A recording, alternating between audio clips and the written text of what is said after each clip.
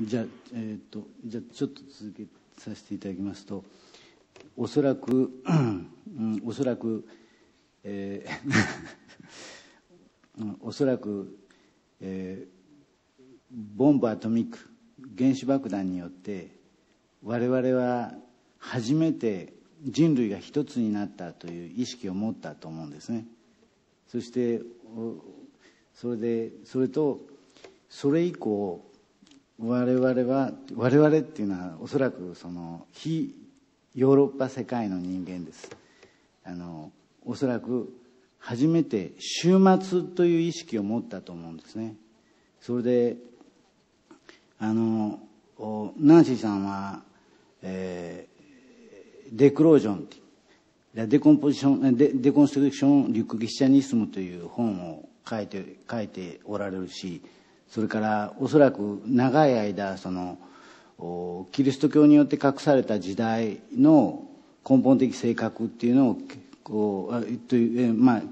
キリスト教的な時代の束縛というのを根本的に検討するっていう仕事をやってこられた、と思いますけれども、ということは時間が終わると終末っていうことに終末ということを考えるのに慣れているというか、そういう伝統の中で生きてこられたと思うんです。でところが我々もようやく今初めてそういう終わりということを考えざるを得ないと。でおそらく我々はといいますかキリスト教的な文化の中で育たなかった人間にとっては終わりを考えるということはそんなに自明のことではなかったんですね。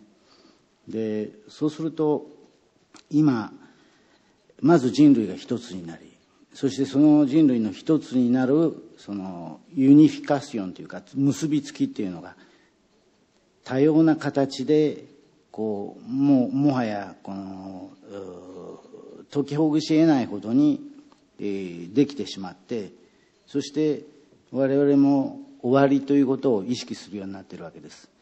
でけれどもその時に未来に向けての時間というかこの時間をどう捉え直していっていいのだろうかということを私はこの頃問うているわけです。でそれに対して確かな答えっていうのは全然ないわけですけれども、一つあなたの講演の中で福島はあらゆる現在を禁ずるという言葉がありました。でまさにその現在が禁じられると未来への見通しっていうのも崩壊するんだと思いますけれども、この崩壊する未来の崩壊という時間をどうやって我々は積極的に生きていったらいいのかと。おそらく一瞬先に終末は来るかもしれない。でもまだ未来は来てないわけですから、だからそれは未来は10億年先でも同じことなわけです。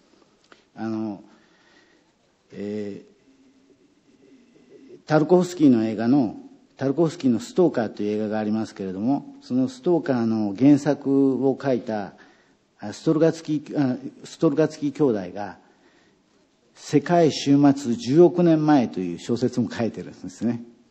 でそうすると私たちも今この終末を別に考える必要はない、つまり来るまでは同じだということではあるんですけれども、この現在をどう捉え直すかっていうのは常に切迫した課題になってるんじゃないかと思うんです。付け加えさせていただきますと、一つだけお伺い西谷さんのおっしゃったことにいいですか、大丈夫ですか。要するにその新しいことが始まっているっていうふうにおっしゃいましたが、それはでも未来ではないというふうにおっしゃった。全てのものが一つになる、全てのものが稀である、そういうものの現在こそを見据えなければならないんだ。その時に合目的性とか合目的性がもう合目的性そのものになってしまっている。それを抜け出すためにはその一つということが非常に大事であるということと、だけれども全体性トタリテっていうのはある種否定的な言葉ですけれども、それをもう一度その肯定的な言葉として使わなければいけない。そういう時にその永遠性とか私とあなた他人ということを私たちはあんまりうまく語ることができなくなっている。今西谷さんのおっしゃっていることと関連させて少しお答えいただければ幸いです。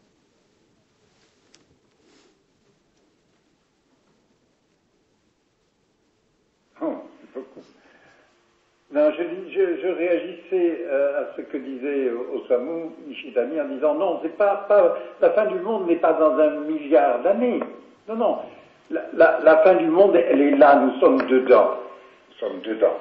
Nous avons fait le monde, en effet, comme tu le disais, Hiroshima a été la première révélation d'une co-appartenance générale de toute l'humanité. On pourrait dire que, d'abord, on pourrait dire que ça a commencé avant. Que d'une certaine façon, toute l'histoire de l'Occident, à partir justement du christianisme et à partir de la postulation et de la posture d'universalité que le christianisme a, les helléno-christianisme a représenté, que nous sommes entrés dans cette position du monde comme totalité de signification fermée sur elle-même. Bon. C'est cette totalité qui est en train de se finir, qui est en train d'imploser. Et c'est de cela, je crois, que Fukushima devient le signe, ou que sont le signe un certain nombre de noms comme ça, depuis avant Hiroshima, il y a le nom d'Auschwitz, il y a Hiroshima et Nagasaki, et après il y a les noms, tous les noms de toutes les guerres, de toutes les destructions, de tous les terrorismes, mais aussi par exemple, le nom de Wall Street, qui sont, voilà, tous les noms de cette fermeture et de cette implosion du monde sur lui-même. Donc, le monde, en ce sens-là, il est en train de finir. Et nous sommes en train de commencer autre chose. Alors, on peut dire que c'est un autre monde. Bon, je dirais, peut-être que justement, ça ne s'appellera plus le monde. Le monde, en Occident du moins, dans la tradition justement chrétienne, le monde a aussi toujours porté le poids d'être seulement ce monde-ci. Et d'une certaine façon, il a aussi ce poids dans la tradition bouddhiste.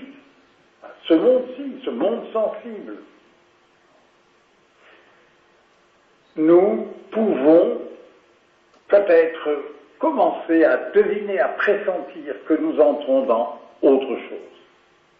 Et dans autre chose, ça veut dire dans un monde dans lequel le sens ne sera plus un sens qui aura besoin d'être construit, calculé, prévu et d'arriver à la fin de quelque chose. Mais c'est tout ce que je voulais dire au fond, un monde dans lequel le sens soit présent. Présent ne voulant pas dire achevé, mais voulant dire donnant du sens à la présence elle-même, à la pauvre petite présence, la présence la plus insignifiante, la présence du fait que nous parlons maintenant. Hein? Nous sommes plusieurs à nous parler, et puis ce moment va passer, ce moment va être emporté tout à l'heure, bientôt. Il ne sera plus là. Et la question n'est pas qu'il sera passé et puis qu'il faudra envisager un autre avenir. Non, c'est pas ça qui fait du sens. Ce qui fait du sens, c'est maintenant. C'est comment ça se passe maintenant. Comment nous nous sentons les uns les autres. Comment nous nous parlons, nous nous écoutons, nous nous comprenons et nous ne nous comprenons pas ou nous comprenons autrement. Bon. Qu'est-ce qui se passe là?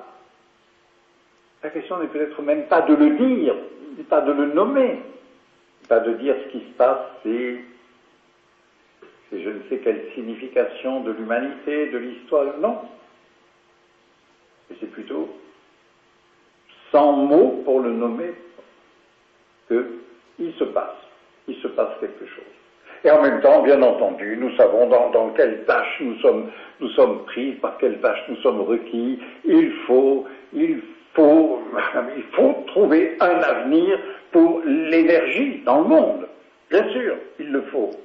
Mais la question n'est pas des bons, les meilleurs moyens techniques de se prévoir un avenir d'énergie. La question est de la finalité de l'énergie. C'est pas comment faire de l'énergie. Est-ce que le nucléaire c'est bien, c'est trop dangereux? Est-ce que, quelles sont les autres énergies, les énergies douces, les énergies renouvelables? Tout ça, bien sûr, c'est très important. Mais la question c'est, qu'est-ce qu'on fait avec l'énergie? Pourquoi l'énergie? Nancyさん。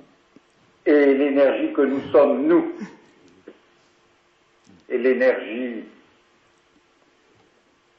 ありがとうございました de。la pensée. Nancy さん。 Du cœur. C'est quoi ça? C'est aussi de l'énergie. ナンシーさん、ありがとうございました。